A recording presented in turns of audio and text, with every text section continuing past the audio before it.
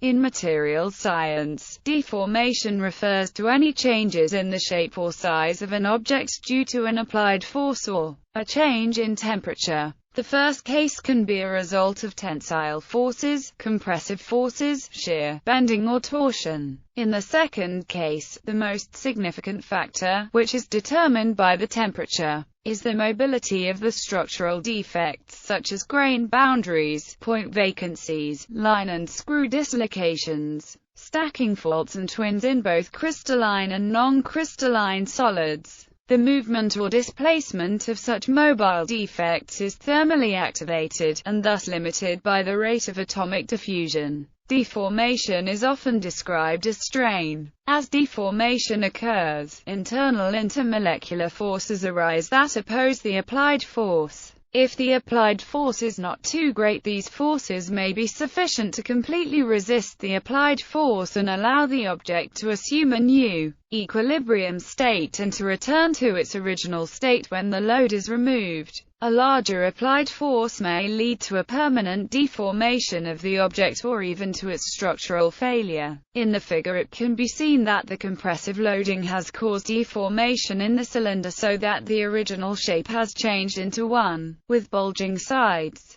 The sides bulge because the material, although strong enough to not crack or otherwise fail, is not strong enough to support the load without change. Thus the material is forced out laterally. Internal forces resist the applied load. The concept of a rigid body can be applied if the deformation is negligible. Types of deformation. Depending on the type of material, size and geometry of the object, and the forces applied, various types of deformation may result. The image to the right shows the engineering stress versus strain diagram for a typical ductile material such as steel. Different deformation modes may occur under different conditions, as can be depicted using a deformation mechanism map. Elastic deformation. This type of deformation is reversible. Once the forces are no longer applied, the object returns to its original shape. Elastomers and shape memory metals such as nitinol exhibit large elastic deformation ranges, as does rubber. However, elasticity is non-linear in these materials.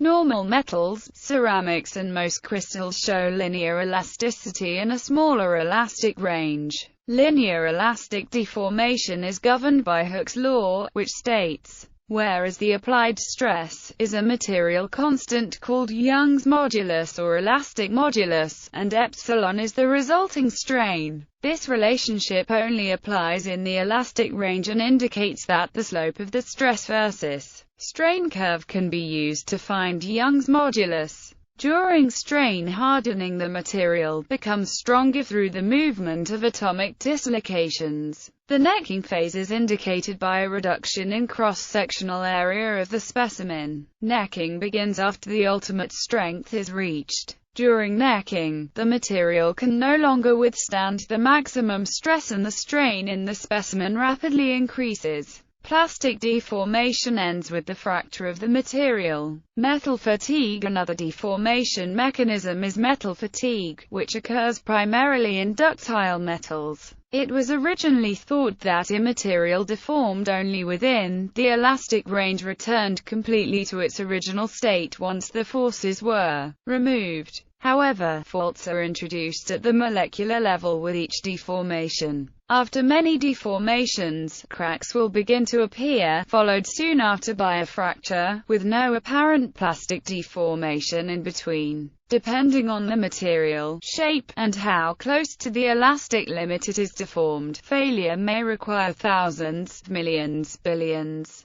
or trillions of deformations. Metal fatigue has been a major cause of aircraft failure, especially before the process was well understood. There are two ways to determine when a part is in danger of metal fatigue: either predict when failure will occur due to the material, force, shape, iteration combination, and replace the vulnerable materials before this occurs. or perform inspections to detect the microscopic cracks and perform replacement once they occur. Selection of materials not likely to suffer from metal fatigue during the life of the product is the best solution, but not always possible. Avoiding shapes with sharp corners limits metal fatigue by reducing stress concentrations, but does not eliminate it. Compressive failure. Usually, compressive stress applied to bars, columns, etc., leads to shortening. Loading a structural element or specimen will increase the compressive stress until it reaches its compressive strength. According to the properties of the material, failure modes are yielding for materials with ductile behavior or rupturing for brittle behavior. In long, slender structural elements, such as columns or truss bars, an increase of compressive force F leads to structural failure due to buckling at lower stress than the compressive strength. Fracture. This type of deformation is also irreversible. A break occurs after the material has reached the end of the elastic, and then plastic, deformation ranges.